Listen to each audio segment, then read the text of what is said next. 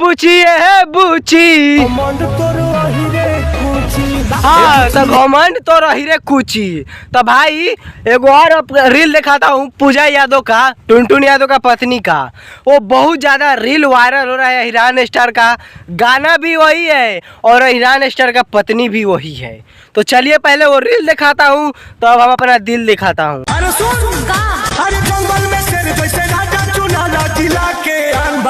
हाँ तो सुन लेला भाई लोग, ये कहती है का कि जंगल में शेर जैसे राजा चुनाला जिला के आन बान।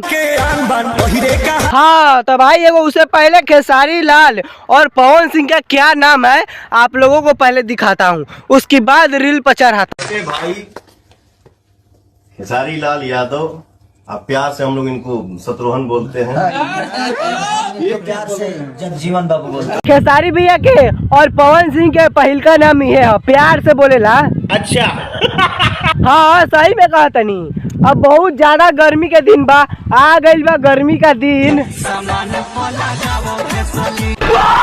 ओ तेरी बहन को हम कहता नहीं कि आ गई बा गर्मी के दिन तो ही लगावत ही अपने से सामान पर भेसलिंग। अरे तोरा बहन के तू कहे के का चाहता रे।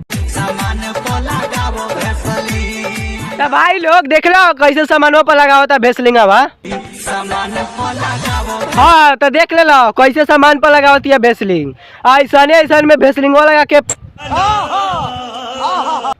अरे भाई हम बोली ला ज्यादा नहीं, ऐसा गाना ये गानवा तो पहले के है, रीलवा है जो आज के है।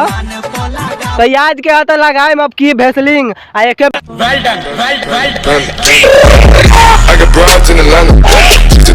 done.